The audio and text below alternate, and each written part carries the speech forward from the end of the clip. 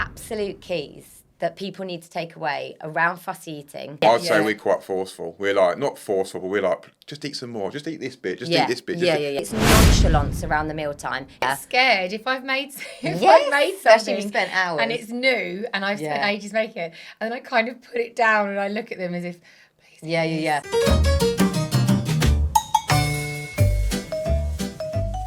One of the absolute keys that people need to take away around fussy eating is if you put pressure on to eat up, it has the exact opposite effect. We do that all the time. Yeah. I'd say we're quite forceful. We're like, not forceful, but we're like, just eat some more. Just eat this bit. Just eat this bit. And constantly at them all the time because we're like so desperate for them to eat. And it's like that desperation to get them to eat. Otherwise, they'll be hungry and moody. Especially when you've got to, the age that your kids are now, and you're thinking like, right, we really need to change this. Let's do this. So the automatic reaction, and as a parent, like you want your kid to eat because for survival they have to eat. You also hear all these messages about healthy eating, and you're like, oh my God, I need to get them to healthy eat in order for me to be a good parent. Yeah. This is what I've got to do. But actually, we know so much research shows the more pressure you put on, the less inclined they are to eat. If you say to them, I really want you to eat that broccoli, their brain is literally going to go, I don't want to eat that broccoli. I'm being forced to eat it. There's a reason I'm being forced to eat it, and now I'm going to oppose that because I don't want to do it. I gave them broccoli the other day, and they ate it first. I didn't even tell them. I just gave it, and they started. I was like, oh my God. Yeah, there you go. Honestly, I promise you, if you take the pressure off, because we all do it. We're like, I remember growing up and my mum separating things on the plate and being like, just eat that half. And, meal times in our house were quite stressful because my mum was always trying to get us to eat millet and, really healthy food. And my brother and I like hiding it under coasters and it's like a grain. But honestly, the pressure has the opposite effect. That's what you've got to think. It's nonchalance around the mealtime. It's nonchalance, it's feeding yourself, it's letting them see you enjoying it, and it's making that environment. Almost like don't care if they eat or not. Going with that attitude, just feed them. If they don't eat before school, and then do you need to give them more food, or do they just go hungry? Because that's another thing we struggle with, isn't it? See, I don't struggle with breakfast as much as you do.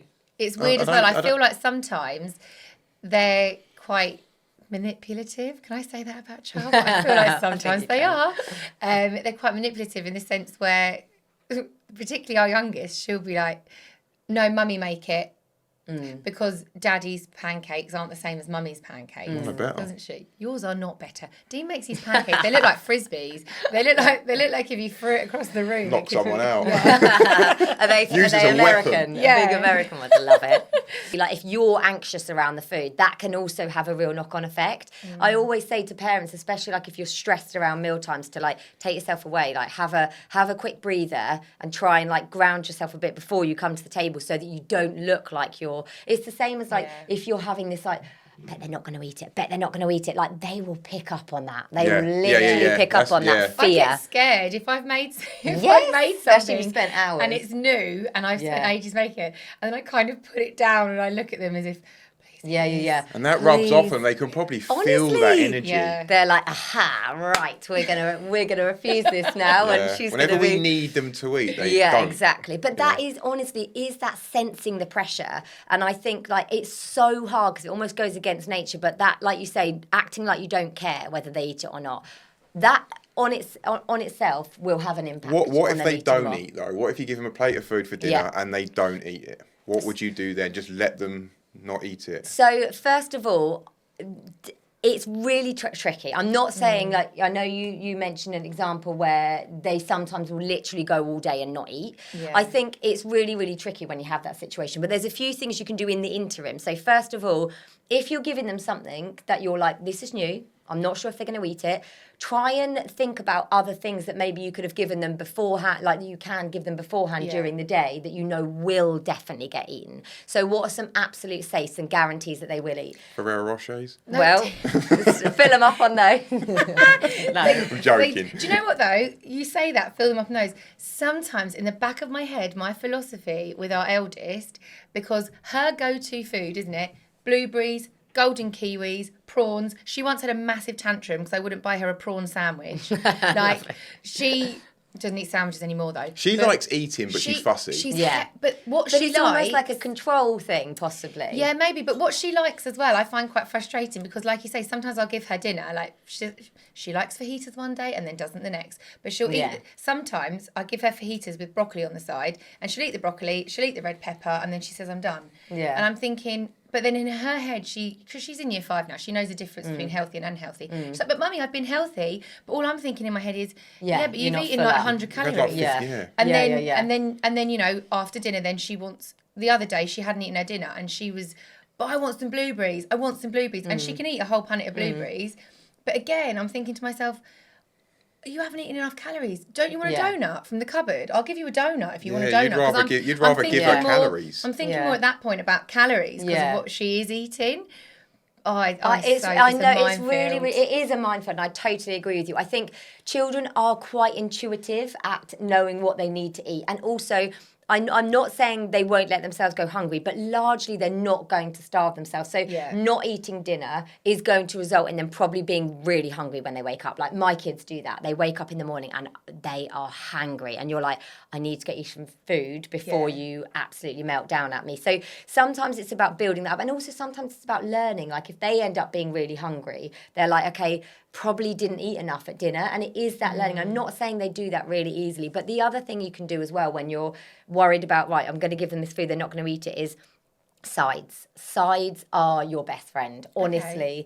And I think one of the things I try and recommend parents do is, you know, I talk about this experience of dinner, but also have like these little mini buffets. So like, what's in your fridge? Can you have like a plate of grated cheese, some broccoli on the side? Can you have some, I don't know, pasta? What other things that they will also eat and allow them to serve themselves?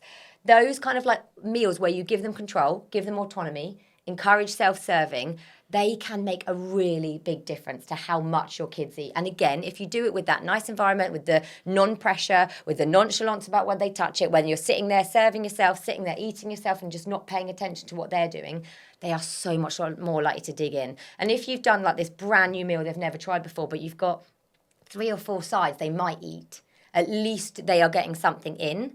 And I think if you're finding every single night dinner is being refused, you could introduce like a small snack pre-bedtime. It might be like crackers and cheese. It might be like milk and a banana. So, but I would personally do it regularly rather than it being like, if you haven't eaten your dinner, we will give you this. Because ultimately then they learn. They always have a snack though, no matter what, don't they? After dinner. They always have a You won't put them to bed without a snack. She wouldn't never put them to bed without a snack, would you? Because they're going to bed hungry. Yeah, I think, I don't know, but it's just going back quickly just to a point you just said about, you know, when you were saying put the dishes out and let them help themselves. Do you know their favourite restaurant is Harvester?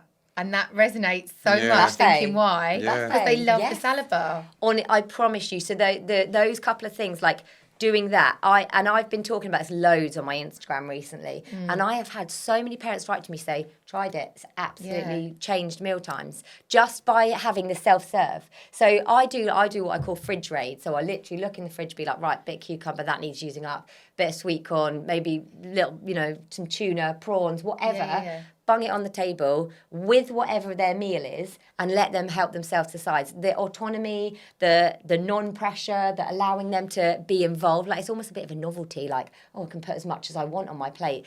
That can be a real game changer. That sounds a great Definitely try that. That does Definitely make a try lot that. of sense. And you can add like bread if you're worried about them not filling up. You can add things like, it doesn't have to be mountains of it, but like, you know, pita breads on the side or bits of bread or proteins that you think might fill them up a bit. And most of them, they might not get touched, but actually, if you're eating them and you're not putting pressure on and they're enjoying being part of that mealtime and they're watching you eating it, I guarantee you, give it a few months and they will start to try the things that they haven't been eating as well.